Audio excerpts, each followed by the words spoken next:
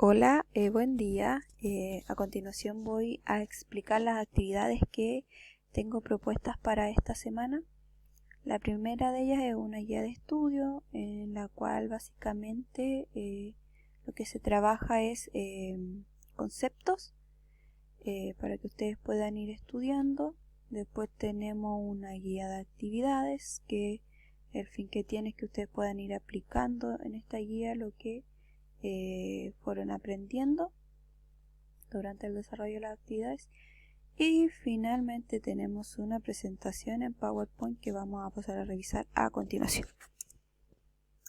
Tenemos un objetivo que identificar las diferencias entre elementos y compuestos químicos y también poder identificar las reacciones químicas que se forman. Y también vamos a calcular masa molar en diferentes compuestos. Tenemos que recordar que el universo está constituido por materia y esa materia está constituida por su unidad mínima que se denomina átomo. Un átomo está compuesto por dos partes. La primera de ellas es la parte central que se llama núcleo, en la cual están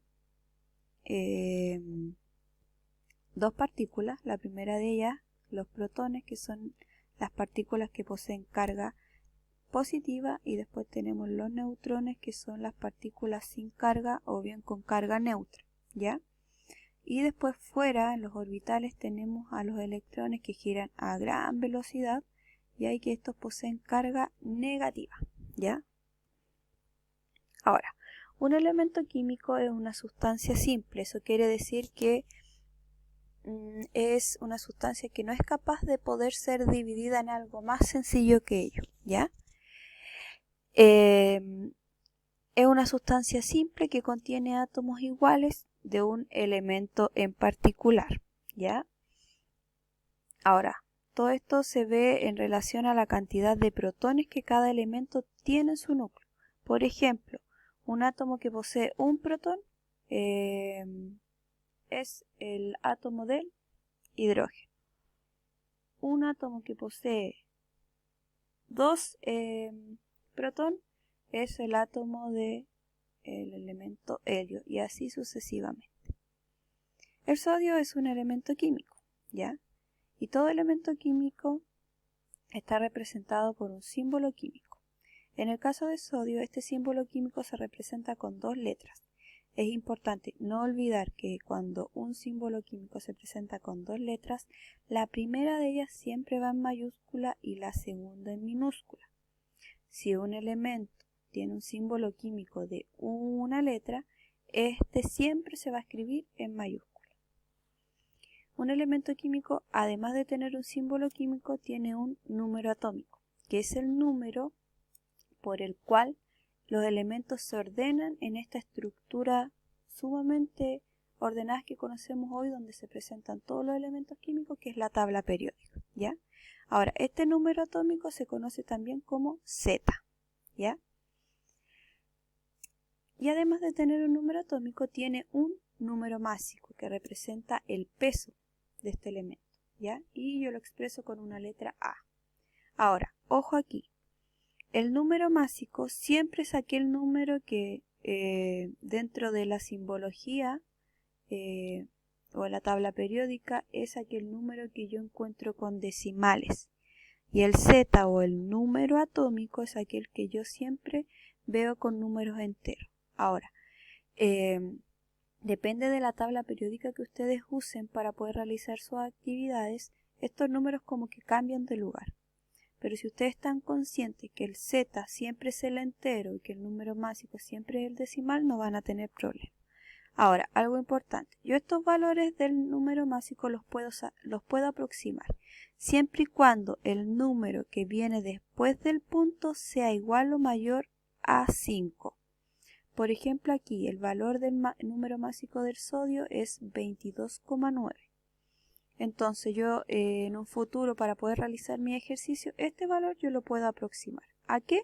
A 23, y trabajo solamente con el número entero, Si este valor es menor que 5, por ejemplo, es 22,4, yo no puedo aproximar, entonces ¿qué es lo que hago? Trabajo con el valor entero, es decir, 22,4.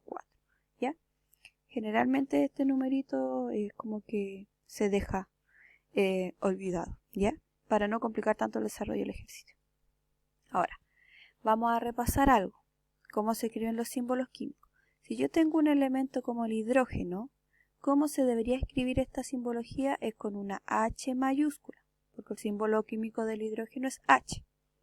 Como no debería escribirlo es con una H minúscula, ¿ya? Por ejemplo, tengo el cloro. El símbolo químico del cloro es Cl, ¿ya? ¿Cómo debería escribirlo? Una C mayúscula y una L minúscula. Porque cuando tienen dos letras, recuerden que la primera siempre va en mayúscula y la segunda en minúscula. ¿Cómo no tengo que escribirlo? Con una C y una L mayúscula o una C y una L minúscula, ¿ya? Esas son reglas súper importantes a la hora de poder escribir símbolos químicos, que parecen que no fuesen importantes, pero sí lo son. Ahora, algo que tenemos que decir es acerca del compuesto químico o una molécula. ¿Qué tienen en común estos dos conceptos? En que ambos pueden estar formados por elementos diferentes, ¿ya? Pero una molécula también está formado por elementos diferentes o también por elementos que son iguales. Por ejemplo, el agua, que es H2O, es considerado un compuesto químico y una molécula. ¿Molécula por qué? Porque está compuesta por más de un elemento químico. ¿Y compuesto químico por qué? Porque al estar compuesto por más de un elemento químico es considerado una molécula compuesta, ¿ya? Por ejemplo, si yo tuviera aquí solamente H2, este H2, ¿qué sería? ¿Compuesto o molécula? Sería una molécula. ¿Por qué? Porque está formado por dos elementos. Ahora, la molécula, no necesariamente esos dos elementos que la forman tienen que ser diferentes, pueden ser iguales. Ahora, las ecuaciones químicas son la forma en la cual yo puedo expresar las transformaciones que sufre la materia. Y esas transformaciones yo las puedo representar a través de los cambios físicos y químicos. Un cambio físico, por ejemplo, es aquel en el cual no se pierde la esencia de la materia.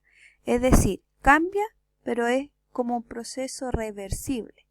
Por ejemplo, si yo tengo un cubo de hielo, ese hielo, si yo lo derrito, de pasar de un estado sólido pasa a un estado líquido, pero no pierde su esencia, es decir, no deja de ser agua. En cambio, en un cambio químico, sí se pierde la esencia de la materia. Por ejemplo, este fósforo que se está quemando, una vez que se apague la llama, ¿cierto? Ya no va a poder volver a ser fósforo o no va a presentar la utilidad que tenía antes.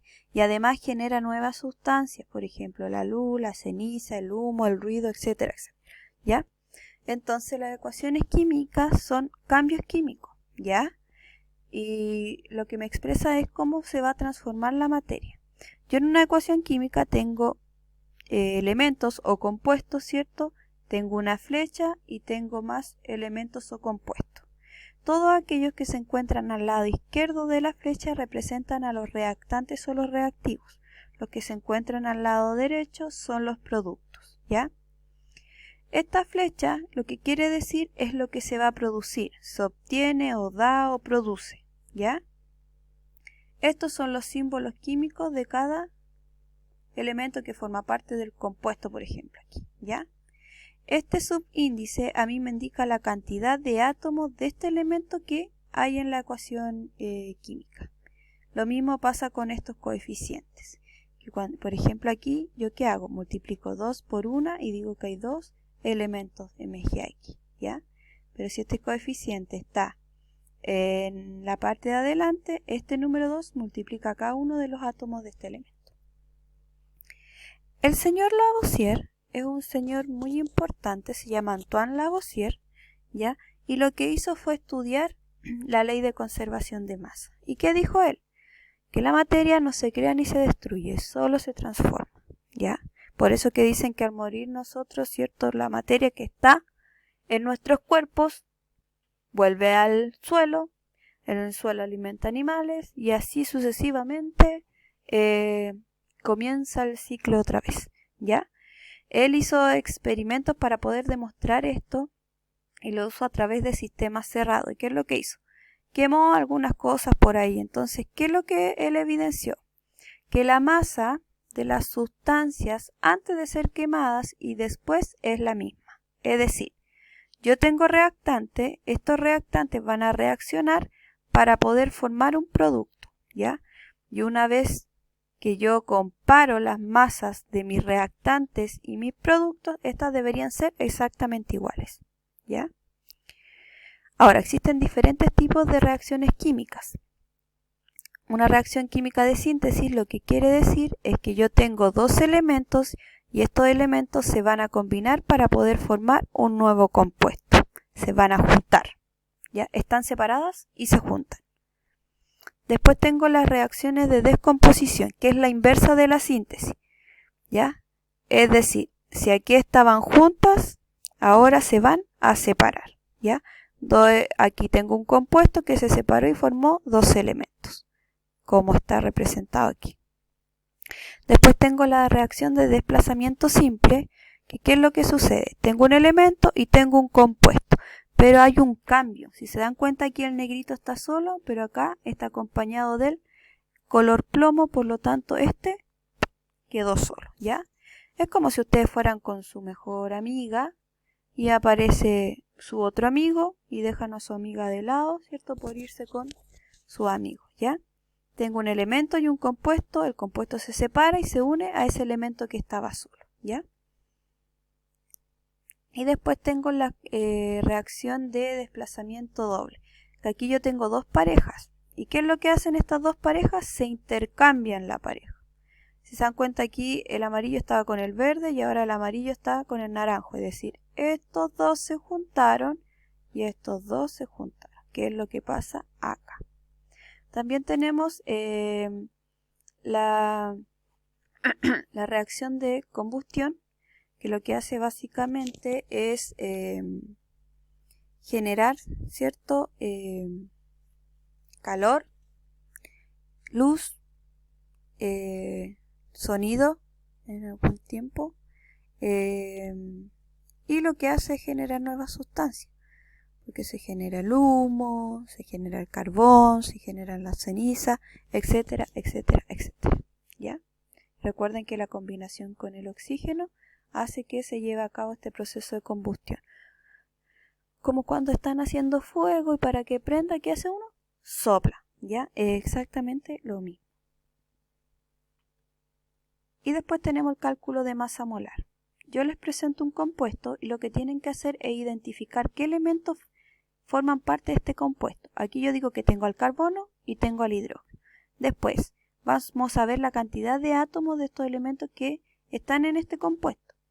Yo digo que aquí tengo un carbono, recuerden que el 1 se escribe, y hidrógeno, y yo lo voy a multiplicar por el valor de la masa atómica de el carbono, que yo sé, y según lo que dice mi tabla periódica, es 12, ¿ya? Ahí ustedes después le van a dar zoom.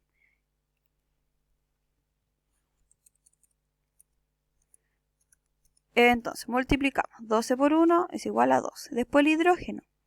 Aquí dice que es 3. Tenemos 3 átomos de hidrógeno por el valor de su masa atómica, que es 1. Y 3 por 1 son 3. Por lo tanto, estos valores nosotros los sumamos, ¿ya? Y nos da un total de 5. Yo ahora puedo decir que la masa molar de este compuesto son 15 gramos mol, que agregamos la unidad de medida que está aquí, ¿ya? Bueno, y aquí está un poco la demostración de lo que decía el señor Lavoisier. Tengo una ecuación química, tengo reactantes, tengo productos. Lo que hice de cierta forma es poder calcular la masa molar de cada uno de ellos. Y si se dan cuenta, en el lado de los reactivos tengo 36 gramos mol y en el lado de los productos tengo la misma cantidad. Por lo tanto, la materia no se crea ni se destruye, solo se conserva, como dice el señor Lavoisier. Espero que haya sido fácil. Voy a esperar que consulten sus dudas para que obviamente las podamos aclarar y sea más efectivo este proceso de aprendizaje. Que estén muy bien.